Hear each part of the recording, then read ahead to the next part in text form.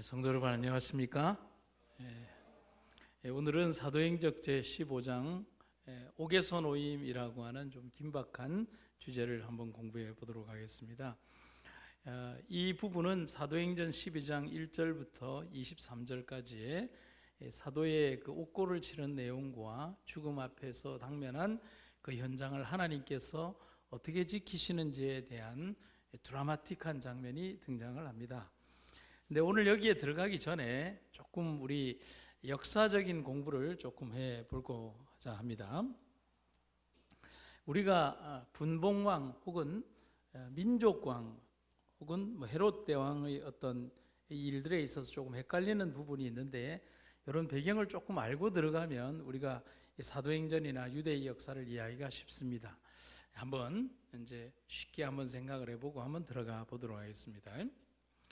우리가 다니엘서에 보면 여러 민족들을 거치면서 이스라엘 백성들은 자주적인 국가를 형성하지 못하고 다른 나라의 압박을 받고 있었습니다. 특별히 헬라 제국의 영향력 아래에서 굉장히 어려운 상황을 처하게 됩니다. 그때 당시에 BC 167년경부터 마타디아스라고 하는 사람이 주도한 마카비 혁명이 성공을 거두게 되면서 독립적인 형태의 국가를 형성하게 됩니다. 이 세월이 지나서 이 마카비 가문에서 하스몬이라는 왕조로 이어질 때, 하스몬 왕조의 힐카누스라고 하는 사람이 에돔을 평정을 합니다. 아시죠? 에돔 땅. 그리고 그때에 에돔 땅을 정복을 했을 때에 유대교로 개종한 에돔 사람이 있습니다. 그 사람을 안티파로스라고 하는데, 안티파라고 우리가 성경에서는 잘 봅니다. 그 사람의 둘째 아들이 헤롯 대왕입니다. 그러니까 헤롯 대왕은 유대교의 정통 가문이 아니라 에돔 족속으로서 유대교로 개정한 혈통의 집안 사람이라는 거예요. 그래서 가이사가 로마의 황제가 되었을 그때 그에게 많은 도움을 주었던 사람이 헤롯 대왕의 아버지인 안티파로스가 그런 역할을 했기 때문에 가이사가 황제가 되었을 때 이 안티파를 에돔 사람이지만은 유대의 행정장관에 임명을 합니다. 행정장관에 임명이 되고 난 다음에 형인 파사엘은 에돔과 유대를 지배하게 하고 헤롯은 갈릴리 지방을 통치하게 하면서 두 아들들에게 통치의 영역을 이렇게 나누어 주게 됩니다. 그래서 이 헤롯이 두 번째 아들인 헤롯에게는 10명의 아내가 있었습니다. 그가 죽게 되자 왕국을 10명의 아들 가운데 3아들에게 분배합니다. 여기서부터 여러분들이 잘 아는 이름이 나오는데, 안디바라고 하는 분봉왕이 나오고요, 빌립이라는 분봉왕이 나오고, 아켈라오라고 하는 분봉왕이 나옵니다. 여기 보면 도표에 보면 오른쪽 3사람의 이름이 그렇게 등장을 합니다. 여기서 제일 우리가 잘 많이 아는 사람이 누구냐면, 안티파라고 하는 이 분봉왕은 요한을 죽이고 예수님을 넘긴 왕이 요 안티파입니다. 갈릴리와 베레아 지역의 분봉왕입니다. 분봉왕에 대해서는 조금 이따가 설명을 드릴게요. 그는 갈릴리 해안에 로마 황제 티베리우스의 이름을 따라서 디베리아라는 도시를 건설했고요, 갈릴리 바다도 로마 황제를 추앙하기 위해서 디베리아 바다라고 부른 겁니다. 그래서 디베리아라는 말은 티베리우스 황제를 찬양하기 위해서 만든 단어가 디베리아입니다. 이 빌립은 가이사랴 빌립보를 지배하는 분봉왕이었고, 아켈라오는 예루살렘과 베들레헴이 있는 남쪽 지역을 다스렸던 왕이, 분봉왕이 바로 아켈라오입니다. 근데 유대 이스라엘이라는 나라는 한 나라인데 몇 명의 왕이 등장을 합니까? 3명의 왕이 등장을 합니다. 이 아켈라오는 유대와 사마리아와 에돔 지역을 통치하는 분봉왕이었는데 통치를 너무 못했어요. 악정을 일삼았다는 겁니다. 너무 야만적인 통치를 했는데 이들을 왕으로 이렇게 선임을 해준 그때 당시의 로마 황제 가이사는 정치 그렇게 하지 마라, 백성들 잘 다스려주라고 했어요. 그래서 로마가 유대 사람들에게 어떻게 되었냐면 그들의 종교를 믿도록 잘 해줬어요. 그래서 유대인들은 안식일에 예배 잘 드렸고 약 2세기까지 예배 잘 드리면서 그렇게 살았어요.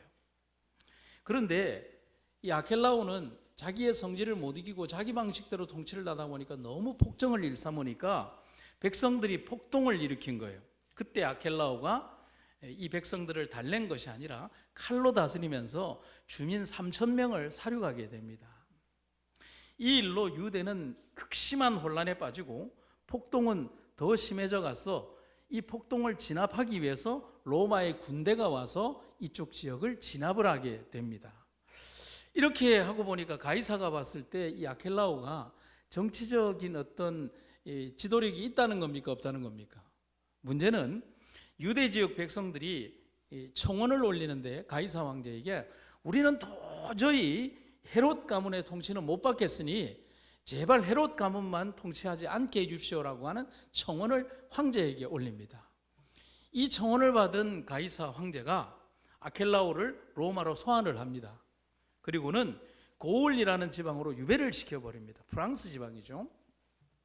그 이후부터 유대 예루살렘 지역에만 분봉 왕이 다스리지 않고 직접 로마의 직속 관할이 들어가게 됩니다. 그래서 등장하는 사람이 누굴까요?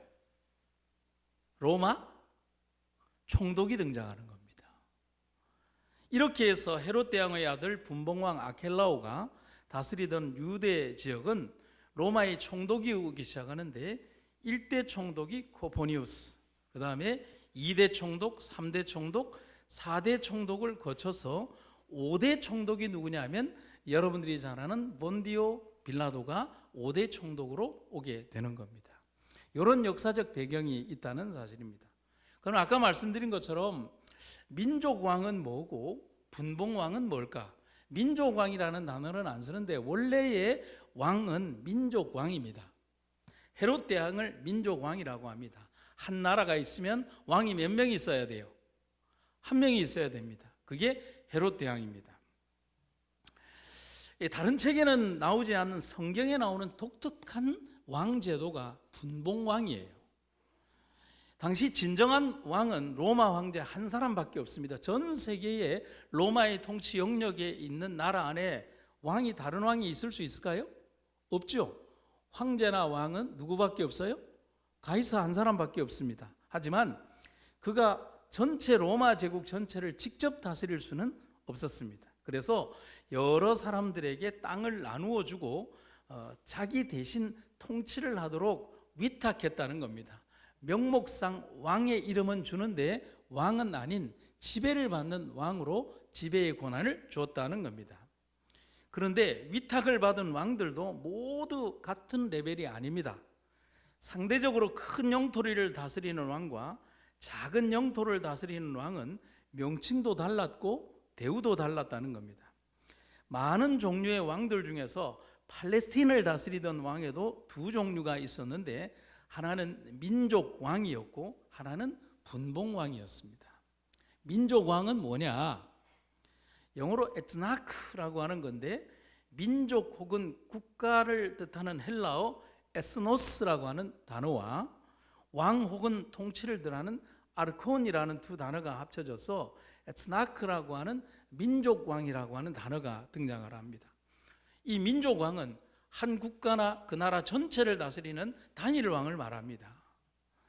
그런데 유대 역사에서 솔로몬 이후에 민족 전체를 다스렸던 민족왕은 헤롯 대왕 딱 한 사람밖에 없습니다. 간단하죠? 고민할 필요 있어요, 없어요? 없어요. 헤롯 대왕 하나밖에 없습니다. 그래서 우리가 일반적으로 왕 그러면 헤롯 대왕이라고 생각하면 됩니다. 그래서 민족왕이라는 이름을 굳이 안 하고 왕이라는 이름으로만 얘기한다는 거예요. 근데 두 번째인 분봉왕은 뭐냐면 이게 좀 재미가 있어요. 헬라어 접두에서 숫자 4를 뜻하는 게 뭐냐면 테트라라고 합니다. 그런데 여러분 이 테트라라는 단어를 많이 들어보셨을 텐데 혹시 여러분 어디서 들어보셨어요? 혹시 여러분 게임 중에 테트리스라는 게임 들어보셨어요? 그 테트리스의 조각이 몇 개씩 떨어져요? 4블럭이 하나로 뭉쳐져서 떨어지죠. 그 숫자 4가 테트라입니다. 4조각. 그리고 왕 혹은 통치자를 뜻하는 아르콘이라는 두 단어가 합쳐져서 이렇게 테트라크라고 하는 분봉왕이라고 하는 이름이 됩니다. 전체의 영토를 몇 개로 나누고요, 4개로 나누어서 4분의 1이나 3분의 1 정도의 적은 영토를 다스리는 왕을 무슨 왕이라고 그런다고요? 분봉왕이라 그런답니다. 이제 좀 이해가 되십니까? 그 유대에 통치했던 많은 왕들을 왜 분봉왕이라고 하는 것은 팔레스타인 지역을 한 3개 내지 4개로 나누고 권력별로 왕들을 통치하게 하고, 한 지역은 로마의 총독이 직접 관할했기 때문에 그렇게 되었다는 것입니다. 그래서 헤롯 왕가의 왕들은 헤롯 대왕을 제외하고는 모두 분봉 왕들이었다는 겁니다. 여기에서 오늘 우리가 배우게 되는 이 헤롯 왕은 아주 악독한 왕이었습니다. 그래서 이 헤롯 대왕의 악행을 한 8개로 적으면 이렇게 나옵니다. 유대교회에 개종한 사람이라고 고백을 했고요, 유대인의 율법의 의식을 수행함에 있어서 아주 열심을 했습니다. 원래는 에돔 출신입니다. 유대인의 환심을 사기 위해서 교회를 핍박하고 신자들의 집과 소유를 약탈하고 지도자들을 투옥했습니다. 누가 좋아할까요? 유대인들 좋아하겠죠. 세 번째는 요한의 형제 야고보를 가두고 마치 헤롯이 요한을 죽인 것처럼 집행인을 보내서 검으로 죽이게 됩니다. 그래서 유대인들은 기뻐했고 베드로도 투옥됩니다. 이런 잔인한 살인이 벌어진 기간이 유월절 기간입니다. 야고보의 죽음과 베드로의 투옥으로 교회는 슬픔에 처했고 금식과 기도로 함께 했습니다. 더 극적인 효과를 위해서 베드로를 공개 처형하기 위해서 유대인들을 만족시키려고 했습니다. 오늘 이야기의 배경 속으로 들어가는 겁니다. 하지만 그들 가운데에서 베드로의 영적인 영향을 두려워하는 마음이 백성들 가운데에서 크게 일어났습니다. 그래서 처형을 유월절 이후로 연기하게 됩니다. 그러면서 사도행전 46절에 보면 교인들이 그 잠깐 동안에 늘어난 그 시간을 통해서 더욱 열렬히 기도하는 시간을 얻게 되었다라고 말하는 겁니다. 사도행전 47페이지에 있는 말씀을 한번 보시겠습니다. 베드로의 처형일이 마침내 결정되었다. 그러나 신자들의 기도는 여전히 하늘로 올라가고 있었으며 그들이 온 힘과 동정심으로 뜨겁게 도우심을 호소하고 있는 동안 하나님의 천사들은 투옥된 사도를 지키고 있었다 했습니다. 백성들은 믿음이 있었고 악의 세력은 학습하고 있다고 합니다. 그 이전에도 사도들의 탈출이 있었습니다. 이미 알고 있죠. 그 이전에 사도들이 천사들의 도움을 받아서 나갔던 그 일들을 알고 있습니다. 그래서 이제는 헤롯은 준비해야 하는 것입니다. 막을 수 없다는 걸 알지만은 그래도 막아보겠다고 나서는 게 악에 종속된 사람들의 특징이라는 거예요. 그래서 탈출 가능성을 아예 없애기 위해서 주야로 교대하는 병사 몇 명이 있었다고요? 16명이 있었습니다. 깜방 안에서 베드로는 두 병사 사이에 있었고 양팔에는 사슬은 병사의 손과 연결되어 있었습니다. 여러분, 이런 환경이라면 탈출 가능한 환경일까요? 절대로 탈출 불가능한 환경입니다. 한번 보십시오. 제가 베드로면 제 양옆으로 병사들이 있고요, 제 손은 이렇게 착고에 묶여 있고요, 이 착고에 묶인 손이 다시 병사들의 손과 묶여 있습니다. 여러분, 불가능한 환경이잖아요. 절대로. 그렇다고 나간다고 해서 밖으로 나가는 게 아니라 또다시 14명의 병사들이 밖에 겹겹이 싸고 있다는 것입니다. 제가 여기 설교 노트에다가 뭐라고 해놨냐면 이렇게 해놨습니다. 그런데 한번 따라해 보시겠습니까? 그런데 하나님은 이런 상황 아주 좋아하십니다. 왜 그럴까요? 인간이 도저히 할 수 없는 상황, 결국 누구의 일이라는 거죠? 하나님의 일이라는 거예요.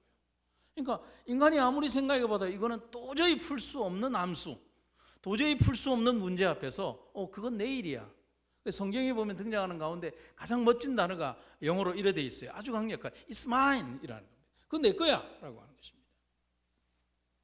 여러 개의 옥문이 있었고 옥문마다 파수병이 있었습니다. 그리고 그 감옥은 바위를 깎아 만든 것입니다. 문제는 뭐냐면 이 감옥은 감옥이라기보다는 동굴 안에 지어진 긴 터널이거든요.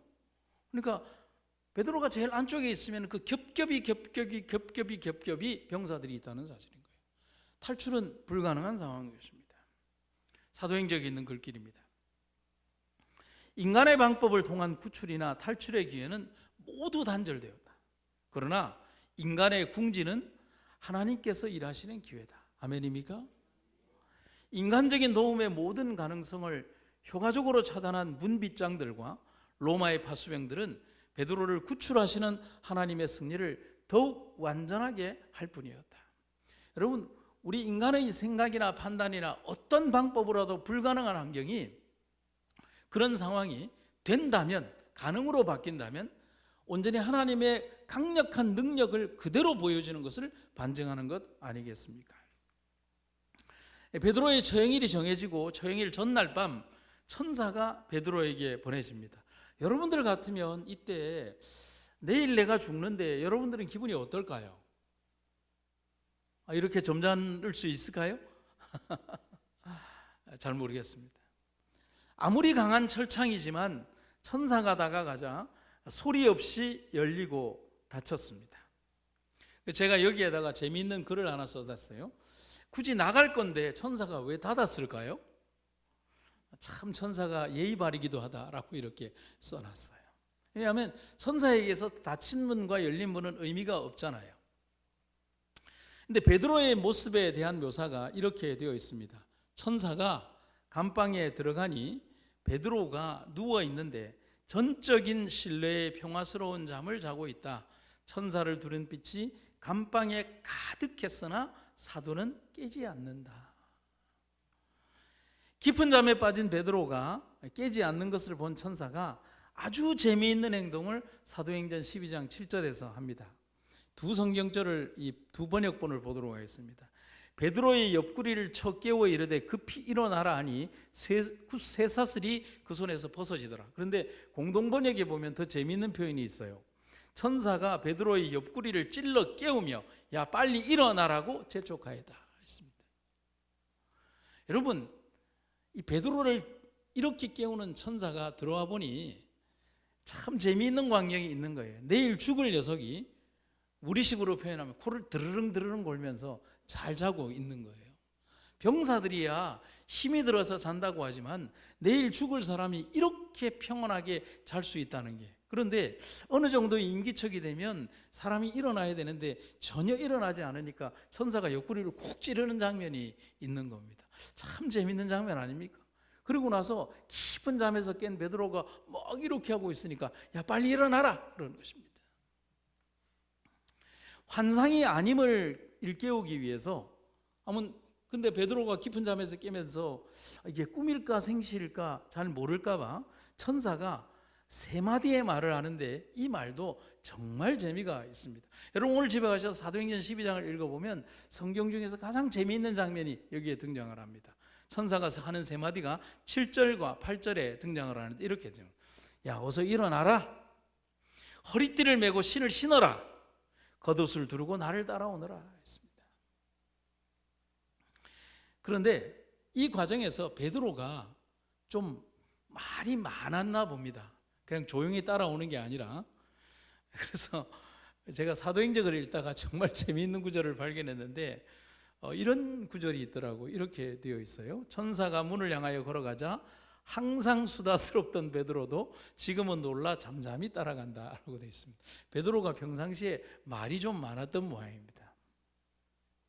천사를 따라서 첫째 문과 둘째 문을 지나서 셋째 문을 통과할 때까지도 문은 열리고 닫혔습니다. 그것도 소리 없이.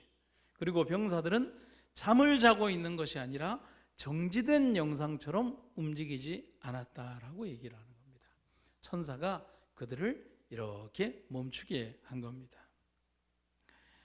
둘이 파수병을 지나 든든히 잠긴 문에 이르자 문이 저절로 열렸다가는 곧 다시 닫혔으나 안팎의 간수들은 그 자리에서 움직이지 아니한다라고 기록을 하고 있습니다. 그리고 베드로는 천사의 인도함을 따라서 길로 나왔습니다. 그리고 천사가 사라진 다음 그가 확인한 것은 자기가 지금 서 있는 곳이 날이 밝으면 자신이 죽으러 가야 할 길이라는 사실을 깨닫게 되었습니다. 지금 자기가 서 있는 위치는 시간이 조금만 더 지체되었다면 그 길을 따라서 자기는 죽으러 가야 되는 자리입니다. 꿈이 아니라 현실이었습니다. 사도행전 12장 11절에는 베드로가 이런 고백을 합니다.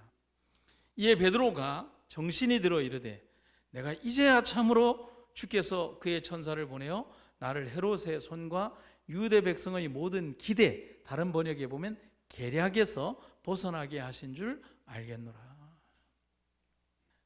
그리고 나서 베드로는 누구의 집으로 가느냐면 마가의 집으로 갑니다. 요한의 어머니 마리아의 집인데요. 왜 이 장소로 갔냐면 성도들이 모여 기도하는 장소가 바로 마가의 집이었거든요. 그런데 베드로가 등장을 하자 난리가 난 겁니다. 베드로다라고 하는 게 아니라 아주 깜짝 놀라서 어떻게 하는 것입니다. 여기에도 보면 우리가 재미있는 장면이 뭐냐면 베드로의 등장을 쉽게 믿을 수 있는 사람이 과연 몇이나 될까요? 곧 죽을 사람이 겹겹이 쌓여있는 그 감옥 안에 들어있는 사람이 지금 이 시간에, 그 밤에, 그 시간에 이렇게 자기들에게 온다는 것. 그래서 여자아이가 베드로가 왔다는 말을 하니까 아이 보고 뭐라고 그러냐, 미쳤다라고 얘기를 하는 겁니다. 공동번역에 보면 이렇게 표현이 있습니다. 그거는 아니고 베드로를 지켜주는 천사가 왔겠지라고 그렇게 말을 합니다. 근데 우리는 여기에서 인간의 믿음이 얼마나 연약한가를 보냐면 천사가 있다면 그 천사가 베드로를 데려온다는 생각을 왜 못했을까요? 왜 그 아이에게 미쳤다라고 얘기를 했을까요? 하나님의 능력이 그 이전에도 이런 능력을 행했다면 지금 베드로를 구해주신다는 생각을 왜 못하고 있을까요? 사람의 믿음은 이런 망각 속에 이렇게 빠질 때가 많다는 사실. 여러분, 오늘 우리가 그 사람들에게 대해서 저 사람들을 왜 저럴까라고 할 게 아니라 우리들 역시도 그런 믿음의 어떤 연약함을 가지고 있다는 사실을 여러분과 제가 기억하시기를 간절히 바랍니다. 베드로의 탈출은 헤롯과 그 일당들에게 너무나 큰 충격이 아닐 수 없었습니다. 분위기지 못한 이 헤롯이 애꿎은 병사들을 죽이라고 명령합니다. 여러분, 그 병사들에게 무슨 죄가 있을까요? 하지만 이 악한 사람은 자기의 분풀이를 누군가에게 하기 위해서 그들을 죽이라고 합니다. 그런데 이 행동에는 또 다른 의미가 있죠. 헤롯은 베드로의 구출이 인간의 능력에서 나온 것이 아님을 알았으나 그는 그의 계획을 좌절시킨 하나님의 능력을 인정하지 않기로 결심하고서 대담하게 하나님께 도전했다는 겁니다. 결국은 그 병사들을 죽인 이유는 천사의 능력이나 하나님의 능력을 인정하고 싶지 않아서 병사들이 잘못하고 졸았기 때문에 그들이 베드로가 탈출했다라고 그렇게 몰아가는 것입니다. 얼마나 사람이 이렇게 우둔할 수 있냐는 사실인 것입니다. 베드로의 탈출 사건 이후에 헤롯은 가이사랴로 갑니다. 그리고 그는 그곳에서 큰 축제를 베풀려고 했습니다. 아마도 사도를 죽이지 못한 그의 정치적 책략을 다른 것으로 채워보려는 수작이 아닐 수 없습니다. 모든 시각적인 화려함이 동원되었고 그 중심에 헤롯이 있었습니다. 그리고 그 옆에는 권력에 기생하며 살아가는 기생충 같은 간신들과 정치인, 종교인들이 있었습니다. 그런데 그들의 행동이 너무나 지나쳤습니다. 한번 보시면 이미 연회와 음주로 감각이 삐뚤어진 그들은 헤롯의 장식에 현혹되고 그의 태도와 웅변에 매혹되어 열광적으로 그에게 아첨하면서 어떤 인간도 그와 같은 모습을 나타내거나 그처럼 놀라운 웅변을 토할 수 없다고 선언하였다. 더 나아가 그들은 그간 그를 한 통치자로 존경하였으나 앞으로는 신으로 숭배하겠다고 선언하였다. 아마도 우리가 이러한 정치인들의 행태를 보면 헤롯은 많은 준비를 통해서 그의 부하들에게 이러한 어떤 분위기를 조성을 하고 자기를 신으로 추앙하라고 하는 이런 분위기를 많이 이렇게 유도를 했을지도 모르겠습니다. 그런데 거기에 참여한 모든 사람들은 누군가에 끌린 듯 이 헤롯의 화려함과 그의 언변에 속아서 그를 신으로 추앙하는 사람이 되었다 하는 겁니다. 그래서 사도행전 12장에 보면 이런 말이 있습니다. 헤롯이 나를 택하여 왕복을 입고 단상에 앉아 백성에게 연설하니 백성들이 크게 부르되 이것은 신의 소리요 사람의 소리가 아니라 하거늘. 여러분, 참 딱한 장면 아닙니까? 얼마나 모순일까요? 지금 그들, 바로 인간에 열광하는 그들이 예수님을 십자가에 못 박던 그 군중들이었습니다.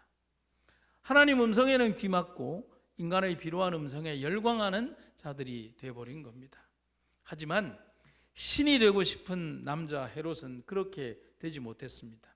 성경과 증언의 기록을 보면 이렇게 되어 있습니다. 헤롯이 영광을 하나님께로 돌리지 아니하므로 주의 사자가 곧 친히 벌레에게 먹혀 죽으니라. 쉬운 말 번역으로 보면 이렇게 되어 있습니다. 바로 그 순간 주님의 천사가 헤롯을 내리쳤다. 헤롯이 하나님께 영광을 돌리지 않았기 때문이다. 그리하여 헤롯은 온몸에 구더기가 가득해 먹혀 죽었다. 벌레에게 먹혀 죽었다는 겁니다. 그러나 갑자기 무서운 변화가 그에게 임하였다. 그의 얼굴은 죽은 것처럼 파랗게 질렸고 고통으로 일그러졌다. 기공에서는 큰 땀방울이 뚝뚝 떨어지기 시작하였다. 그는 잠시 고통과 공포로 그 자리에 꼼짝 못하고 서 있다가 그의 창백하고 검푸른 얼굴을 공포에 질린 친구들에게 돌리면서 공허하고 절망적인 음조로 너희가 신으로 높였던 자가 죽어가고 있다고 부르짖었다라고 했습니다. 그리고 이어지는 구절에는 이렇게 말하고 있습니다. 이제 그는 자기가 더 강하신 통치자의 수중에 있음을 깨달았다. 그리스도를 따르는 사람들을 무자비하게 박해한 일, 무죄한 야고보를 살해하라는 끔찍한 명령을 내린 일, 사도 베드로를 처형하려던 계획, 그리고 원한과 헛된 분노로 감옥의 파수병들에게 부당한 보복을 행한 것 등을 기억하고는 그는 양심의 가책을 받았다. 그는 이제 하나님께서 무자비한 박해자인 자기를 처치하고 계심을 느꼈다. 헤롯은 하나님의 응보의 심판으로 마음과 몸에 큰 고통을 느끼면서 죽었다.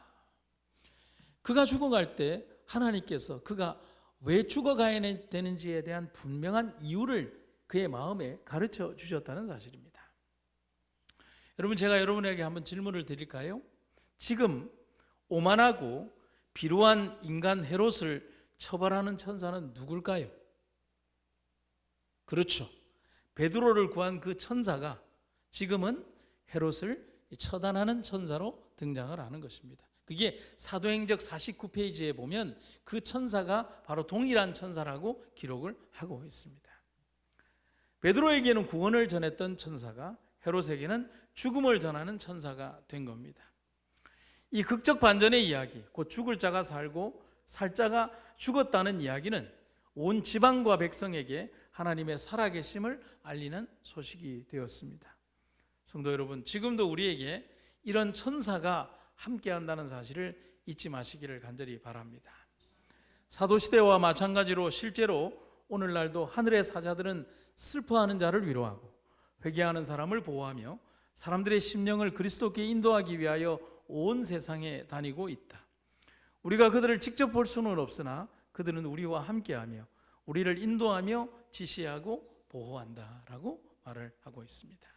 시편 34편 7절에 여호와의 사자가 주를 경외하는 자를 둘러 진치고 저희를 건지시는도다. 예전 제가 그 영남 36에 그 교목으로 있을 때에 중학교 2학년 한 가족이 큰 교통사고를 당하게 됩니다. 여러분 호남 고속도로 이렇게 대구에서 가는 거기에 보면 이 단선으로 돼 있었지 않습니까? 지금은 많이 복선이 되었지만 일부 구간이 이렇게 막혀 있지 않고 그렇게 되어 있어 굉장히 위험한 구간인데, 그 구간에 온 가족이 타고 가다가 중앙선을 넘어온 차와 이렇게 정면으로 박치기를 하게 됩니다. 상대방 차량의 가해자 운전자의 대부분이 죽었지만 이 학생의 집안 아이들은 아무도 이렇게 죽지 않고 큰 다치지도 않았어요. 그 이유가 뭐냐면 저쪽에서 차가 넘어와서 이 차를 완전히 치려고 할 때 그 차를 피하기 위해서 이제 피해야 하는데, 여러분 너무 급격한 상황이 되면 이걸 못 피하지 않습니까?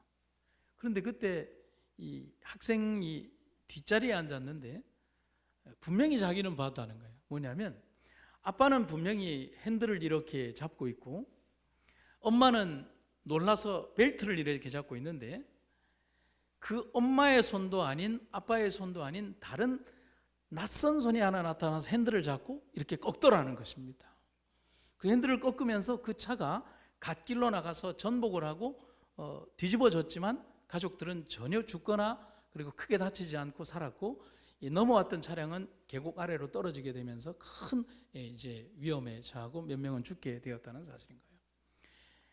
그 아이들이 다 이렇게 이제 학교로 돌아가서 간증을 하면서 그러는 거예요.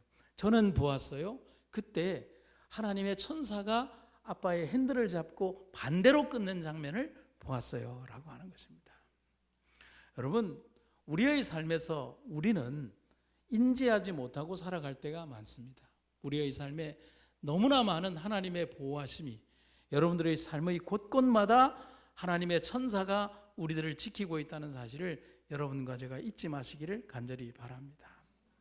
시련과 고통과 유혹을 당하는 이에게 가까이 가는 것이 천사들의 일이다. 천사들은 그리스도께서 위하여 죽으신 이들을 위해 끈기 있게 일한다. 죄인들이 자신을 구주께 바칠 때에 천사들은 그 기별을 하늘로 가지고 간다.